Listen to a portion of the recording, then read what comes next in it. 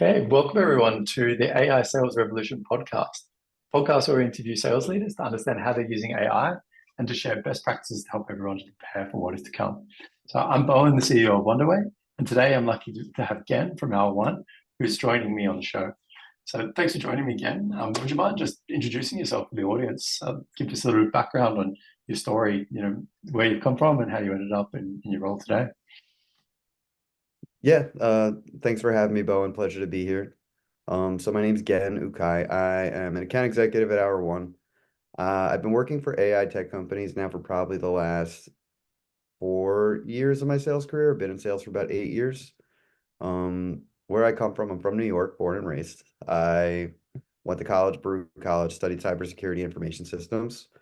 Got into sales not doing that. Got into sales really doing started off early in my career, like a lot of salespeople do, doing more small business style sales. Had a desire to be more consultative, learn more about software products, tried to apply what it is I learned in school with what it is that what I was doing, and worked in a variety of different software industries between market research technology, even legal tech, and now here working for generative AI video and avatars. That's sort of my story and how I got here. Really, really like working with the company. I actually joined the company because my head of sales and I worked together at a previous organization. So I've had a relationship with him for a while, and he brought me on board because of what they were doing here and was really excited because really just how cool like technology is changing and how cool this product is, and was really excited to come on board with Hour One. Cool. Yeah, I think that it's a great product. Maybe just for those that don't know what Hour One is, would you mind just sharing a little bit about what Hour One actually does? Yeah, so you can look at the industry as a virtual human company. And we use the term virtual human because avatar can kind of mean anything. Avatar can be like a 3D model or a cartoony version of myself or a completely like synthetic, like animated version of me. We model real people. So we have a team of designers that have actually worked in movies and animation. They've studied like motion graphics. They're motion graphics experts. A couple people on the team were actually awarded an Oscar for what it is that they do. So it's a very specific type of avatar that we make. It's modeled out after like your actual image using real footage of your movements of your face, hands, body, expressions. So we create hyper realistic avatars that people can then use in video communications with just text and script. Cool. Nice. Yeah. I think for anyone that's, I guess most people probably by now have seen the deep fakes, and I think it's basically doing deep fakes business, right? So I understand from your website and like that it looks like the main use case you have is for training. So like replacing some of those like boring training videos with the AI avatar speaking them. So I'm curious, like to what extent are your customers leveraging it in sales training? Yeah, for sure. Just I hate the asterisk. Deep fake is kind of a curse word in our industry. We try not to say it. We Is we it do take okay? a lot of ethical approaches. We only ever like virtually clone people with their consent, their voices with their consent and things like that. And it's really just a B2B sort of application. Although I do think that that's probably the most analogous thing that like a person can think of is probably the deep fake. Um, to the heart of your question is most of what it is that we're doing is helping personalize training for global organizations. So when you think about especially bigger companies and they have sort of like a unified training program, most of the time it's just in English. Um, what those companies end up doing is a couple of different things. They'll either put things in text, make everybody read the text documents in English, or they'll and then like disperse that across their teams and try to separate out that way during doing live training sessions, or they'll buy materials from other companies to sort of have like broader general training that's not necessarily focused on their specific company. The benefit of you doing like a text to video, especially when you can have a presenter, a virtual presenter that is a figurehead in that company, is that it personalizes it to that company, and then you can then make those videos in multiple different languages that really resonate with each specific audience or each specific team or each specific geographic location within that company. Some of the things that we've done for sales are a little different. They're actually pretty different. So when you think about like the boom, I don't know if you remember this. Obviously, I wonder what you guys probably have experimented with video communications in terms of boosting engagement, especially on the outbound front or on the nurturing front for contacts or leads or existing prospects. We've taken the approach really of making it a scalable way for salespeople to actually use their own image in these videos and send out emails that are both personalized but easier to do. With like just picture how many times, I don't know if you've ever like, I'm sure you have, like you're in front of your webcam, you're doing a Loom video, you fumble over a word, you do that 50 times over, then you get through one video and like 5 minutes have gone by, you sent one email, you're like, oh my God, like I have to send like 30 of these and I don't know, like I don't know how I'm ever gonna get this done. Yeah. Right? So there's a bunch of different ways that we tackle that what we see as challenge or problem for salespeople, especially because hyper personalization, we all know in the universe of spam boxes getting more and more sophisticated, communications more easily getting blocked. We've helped sort of shorten that time period to get a personalized message out there for particularly outbound sales reps that are looking to maintain personalization without losing time doing so. Mhm. Cool. So just to be clear, so you're basically replacing the video prospecting with an AI avatar that can do this in a bit more of a scalable way. Um, that's awesome. I mean, have you seen, like, to what extent are sales reps using it? Because from your website, I thought you were mainly using it for training. Is this like a big use case for you, or something that's kind of new or testing out? Like, have you seen many sales reps using it, and what sort of results they're getting by using this tool? So it's definitely a budding use case. I think originally like training was the most obvious because training managers just have such like smaller and smaller budgets. A lot of the work that they do is in video, and then video for sales honestly came later, if you really think about it. Most of the time, salespeople like to pitch people live or go in person, Yeah. et cetera, et cetera. So we do have some people using it. They are seeing good results. The main results that like I personally use it. So whenever a high profile company comes to our website or interacts with content or even fills out a demo form, they get a personalized video of my virtual avatar with a script that's automatically generated to their industry, to what we think their use case is based on their title, and it goes straight to them, like like within like just a couple of minutes, if not an hour or two, or vice versa, straight to their inbox. That's introducing them to our company and suggesting some different things that we can do to help and offering times to speak with them. That's So awesome. yeah. I mean, it's so good. It's so good for you as well, because in your case, it's a unique way of getting in touch with people, but you're also selling your product at the same time.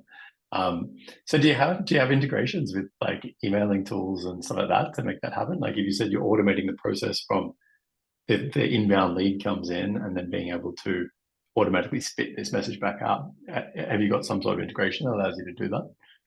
So this is the work in progress part that I think I was like sort of indicating. We have an open REST API. You can program and build layers on top of what it is that we do. Feed script, either have it automatically be generated by something like GPT or something like data points and fields in your own CRM system. And then you can program where that video goes. If it goes back to you as like a validation layer, maybe you want to watch it first before you send it to somebody, or you can have it be sent straight to email. We are moving in that direction though, where we're going to build one on platform tools so that like building your own API isn't necessary, or two off the shelf API products that'll be much easier, more plug and play as opposed to like the manual build component. Cool. Yeah, I mean, it's an awesome idea. Like I still think it feels a bit less personal than a callback, but then at the same time, like if you're trying to find, it's better than an email, maybe not as good as a callback, but then in terms of finding that sweet spot of making it first of all different and interesting, I think that you get, like, just for being different and interesting, you already get points, and then being able to do this at scale in an efficient way, I think it is a lot more interesting than just getting a plain email out. Um, yeah, that's awesome. It'll be interesting to see. I mean, I can definitely relate to that feeling of sitting there recording myself 30 times for one video prospecting.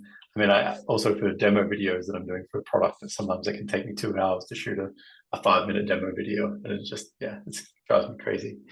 But yeah, many of the people that are listening to this, like we have quite a lot of sales enablers that listen to the show, and for those that are looking at using your product for actually building out the training, like the main use case you mentioned, like replacing some of those like boring videos they might have or PowerPoint docs or anything like that. Do you work a lot with sales enablers who are building sales training, or are you more focusing with L&D type people? I would say it's both. It's probably more L&D. Just as a start, I think like they were the most immediately attracted. And then as you get closer and closer to sales and marketing, um, there's more strict requirements. And so like, you know what it's like to be in a startup company. You build the plane while you're flying it. As the characters got more realistic, as we added more features to the platform, we started noticing adoption from sales enablement specifically Yeah. coming to the site and being more interested.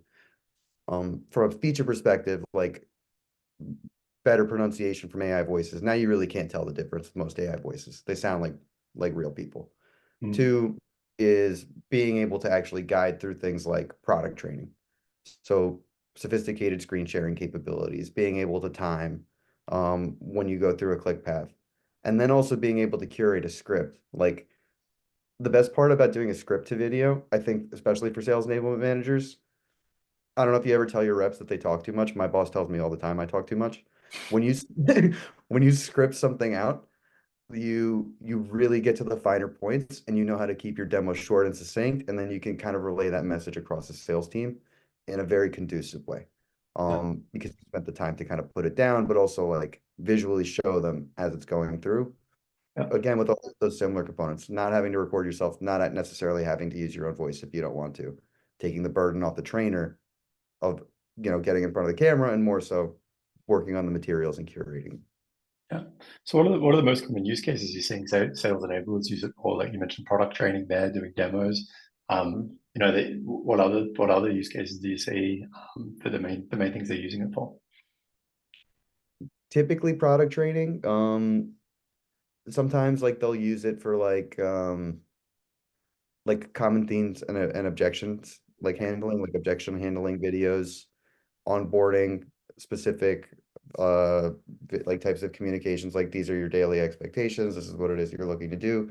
And then if you Yeah. tie it back, like there's some parallels between that and the L&D use case. You might have a big company with different sales teams in different geographies or different territories. Um, Instead of having to re-record a video every single time you do it, you can just modify some text or change it into another language and redistribute it to different audiences for all those different elements. Yeah, I mean the different languages and being able to update documents previously, it's just like compared to shooting video. I mean that's just crazy how convenient that is. So are you guys like integrating with LMSs and things like that as well then? Are you do people put this into their LMS system? Do you integrate by SCORM or something, or how do people put these videos into their LMS? So right now it's MP4 SCORMs on the immediate roadmap. We're anticipating being able to like directly pull out a SCORM from the platform sometime in the next coming weeks. Um, but the beauty of like what it is that we do, some other like we're not alone in our industry. There are really just a handful of companies, especially ones that are far along in their maturity, um, as us. The beauty of what it is that we do is we identified the need for people to have ownership over their content.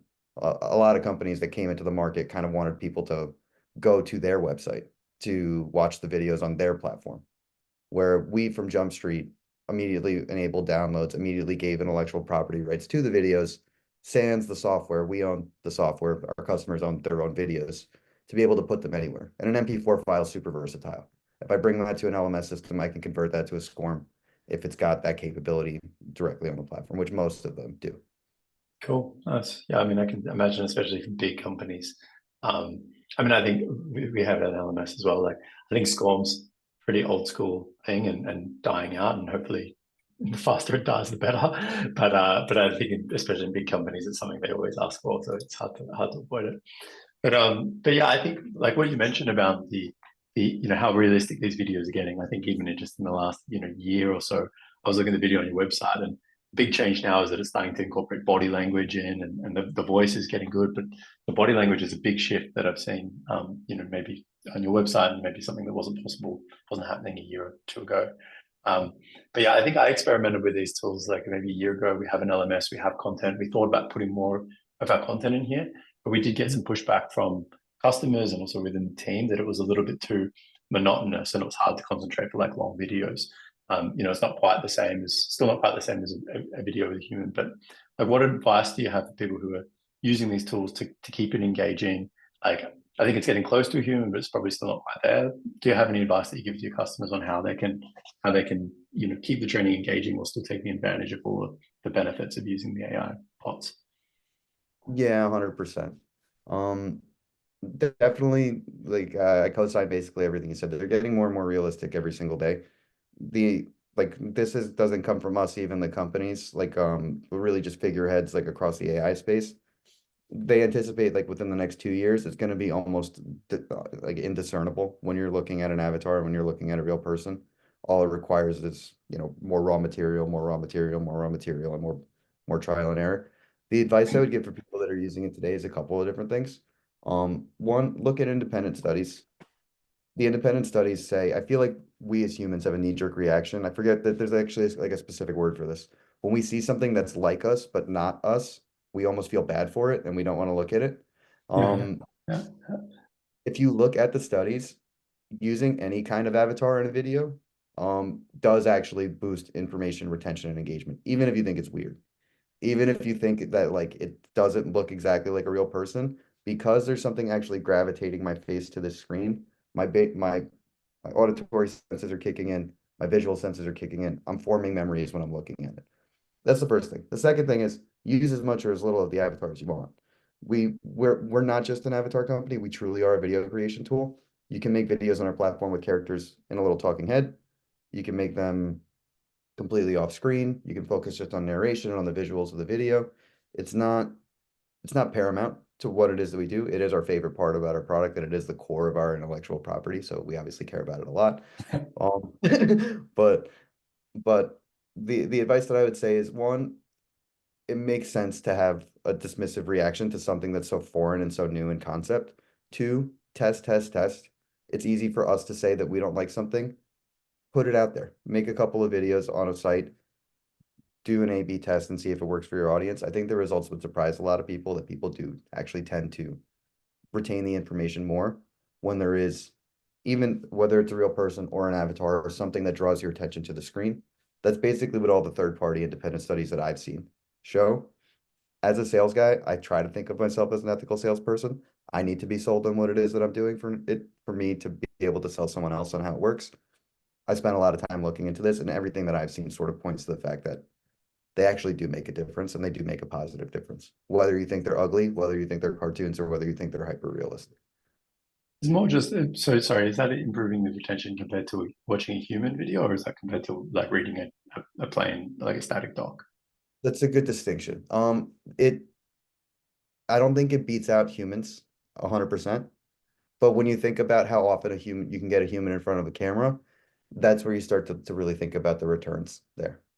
Um, that's a good distinction for sure. Not everybody though can get, a real person in front of their material all the time, and not everybody can also go back and re-record something every time something changes within. I mean, I've definitely seen videos of more boring people than avatars as well. That's for sure. Just because human doesn't mean that they're exciting.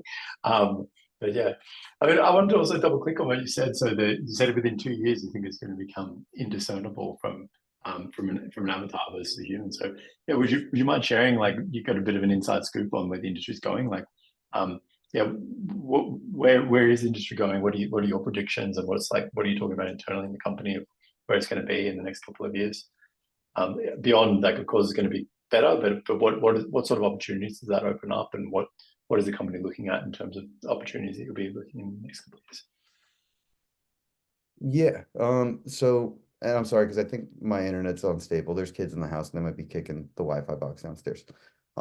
So the more real it gets, the closer you get to like sort of like the heart of like where realism really becomes like the epitome of necessity.